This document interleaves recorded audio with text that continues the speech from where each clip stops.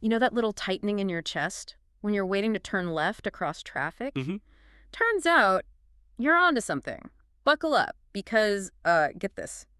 A surprising 61% of intersection crashes in the US involve a left-hand turn. Wow, 61%. That's Yeah. significant. Right. Okay, let's unpack this. And what's fascinating here, I think, is that while we often just blame, driver error, Sure, seems like the obvious cause. exactly, but there seems to be a deeper story. It involves how our roads are actually designed and, well, the challenges built into this very common maneuver. Exactly. So for this deep dive, we've pulled together a couple of really interesting pieces. Okay. First up, there's a Popular Mechanics article. It looks at research suggesting something pretty radical. Hmm. Maybe eliminating some left turns for safety and efficiency. Eliminating them. Okay, that's bold. Yeah.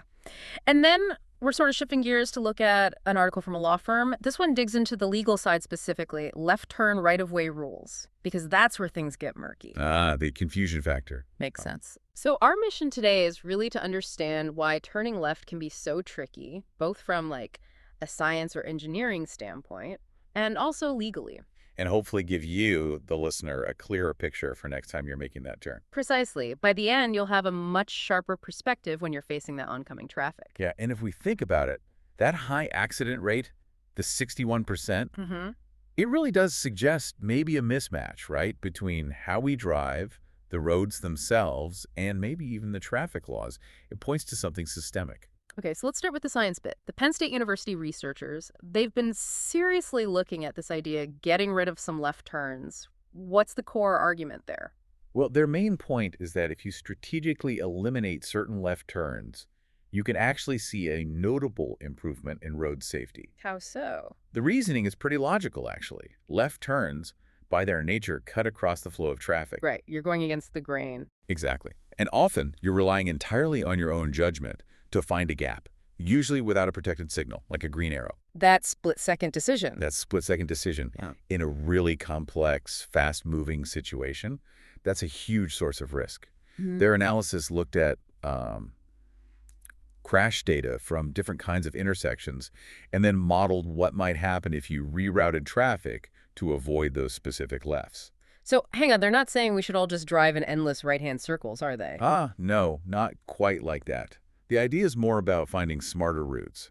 Sometimes that means making, say, 3 right turns instead of 1 left. Okay. The article mentions it's a bit like a highway cloverleaf design. You take a slightly longer path with right turns to end up going the direction you wanted. Ah, I see. So Yeah. it might feel longer, but you avoid that direct conflict with oncoming traffic, the risky part. Precisely.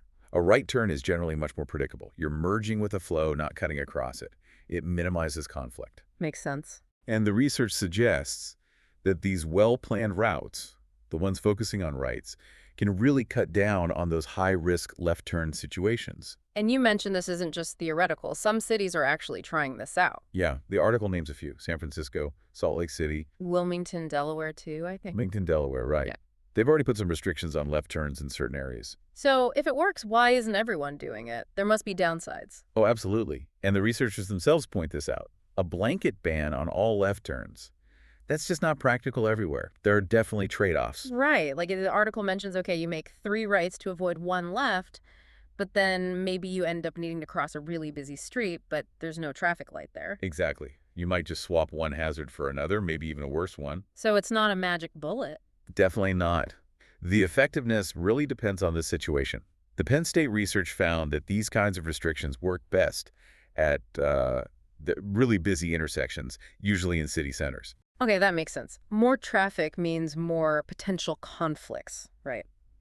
And in cities, drivers probably have more alternative routes available. Those extra rights aren't as much of a detour. Exactly. And here's something really interesting they found at those super busy downtown intersections. Fewer cars were already making left turns. Really? Why? It seems like drivers might be intuitively recognizing how difficult or dangerous it is there and are already finding other ways around it. Self-selecting almost. That's fascinating. A bit of collective driver wisdom, maybe? Kind of, yeah. So the science makes a strong case for strategic reductions, especially in busy urban spots. But it's definitely not a one-size-fits-all fix. Okay, so that covers the science angle. But let's pivot now to the legal side with our second source, because even if we redesign roads, we still have to drive on the ones we have now. Right. We need to navigate the current system. And this article really hammers home that confusion about right-of-way during left turns is a huge cause of accidents. Back to that human element and understanding the rules. So let's get specific. When does the driver turning left actually have the right-of-way? It feels like we're always the ones yielding. Well, there are specific times. First, if you're the very first car to arrive at an all-way stop sign. First come, first served, basically, whether you're going left, right, or straight. Okay, always stops. Got it. Second, if you have a green left turn arrow signal, that's a protected turn. You have priority. Oncoming traffic has a red. Right. The green arrow is gold. What about that other scenario, the one the article mentioned, where you're turning left onto a road and someone else is waiting at a stop sign on that cross street? Yes. This one causes a lot of confusion. It feels counterintuitive sometimes. Yeah, like they were there first. Right. But legally, if you are turning left from a main road onto another road, and there's a car sitting at a stop sign on that road you're turning onto, even if they got to their stop sign before you started your turn, you generally have the right of way. Okay. Explain that logic. The driver at the stop sign has to yield to all traffic on the road they're entering. That includes you completing your turn onto that road. The idea is to keep the main road traffic flowing. They yield to you. Got it. So, main road traffic flow takes precedence over who arrived at the stop sign first in that specific case. That's a key clarification. Very key. Okay, now let's flip it. When does the left-turning driver absolutely not have the right-of-way? Sounds like this list is longer. It is, and these are really critical situations where mistakes happen. First off, oncoming cyclists, treat them like cars. They generally have the same rights. You yield. Okay, bikes. Makes sense. Pedestrians, if they're in a crosswalk and have the walk signal, they absolutely have the right of way. No question, yield. Especially important in busy areas, yeah. What about signals, that flashing yellow arrow? Ah, the flashing yellow. That causes hesitation, doesn't it? Definitely. It means yield. Period. You must yield to all oncoming traffic and pedestrians. You can turn left only when it's safe and clear. It is not a green arrow. It doesn't give you priority. Think of it like a yield sign for turning left. Okay, flashing yellow equals yield. Got it. What else? Oncoming traffic, any oncoming vehicle, you must yield, even if they look like they're slowing down or maybe someone's trying to wave you through. Don't trust the wave. Exactly. Never assume an oncoming car will stop or yield to you when they have the right of way. You wait until it's clear. And this next one sounds really dangerous, yielding to all lanes of oncoming traffic. Yes, this is a classic setup for a bad crash. Picture this. The car in the oncoming lane closest to you stops, maybe kindly waves you on. Okay. But that car is now blocking your view of the lane or lanes next to it. Oh, I see where this is going. Yeah. You start your turn thinking it's clear because the near lane stopped.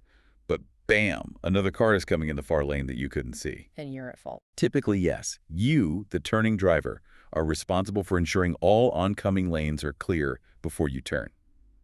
You can't rely on that one stopped car. You have to be able to see. That is such a critical point. Wow. Okay, what's the last one? Something about a regular green light. Right. A standard solid green light means go straight or turn right. If you want to turn left on a solid green with no arrow, you can, but only after yielding to all oncoming traffic. It's an unprotected left. You wait until it's completely clear. And the article notes these confusing moments are common reasons for accidents and for failing driving tests, too. Absolutely. Misjudging gaps, misunderstanding the right of way. Yeah. It happens all the time. So if we pull these two threads together, the science and the law, it really paints a picture, doesn't it? Left turns, especially the busy ones, are just inherently complex. They really are. Yeah. You've got the physics of crossing traffic flows, plus this cognitive load of figuring out the right-of-way rules in real time. So the science suggesting we engineer out some of those left turns, it actually aligns pretty well with the legal reality that these turns are just plain risky and confusing. Exactly.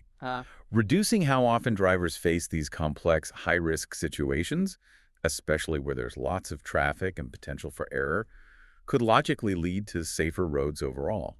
It supports the idea that maybe simplifying things could help. Okay, so let's recap the main points. We've heard that left turns are, statistically speaking, surprisingly dangerous. They account for a huge chunk of intersection crashes. Over 60%. And that's partly due to the basic mechanics of turning against traffic and partly due to, well, widespread confusion over who has the right of way. Right. The science suggests that maybe reducing left turns in some key spots, like busy city centers with alternate routes, could actually improve safety. Well, the legal angle really drives home how vital it is for you to know the specific rules when you yield, when you have priority to avoid becoming one of those statistics. Which brings us to a final thought, something for you to mull over. Given what we've talked about today, the risks, the rules, Mm. how might this change your own driving? Yeah, how might you adjust your habits or even just how you plan your routes, even slightly? Could you maybe consciously try to find routes with fewer unprotected lefts, especially when things are really busy? That's a really practical question to ask yourself. And maybe on that note, we can encourage you, our listener, to just observe more actively. Yeah, watch the traffic patterns in your area. Look at those left turn situations you deal with regularly. How do the things we discussed, the risk points, the right-of-way rules, apply to the intersections you use every day? It might just give you a fresh perspective next time you signal left.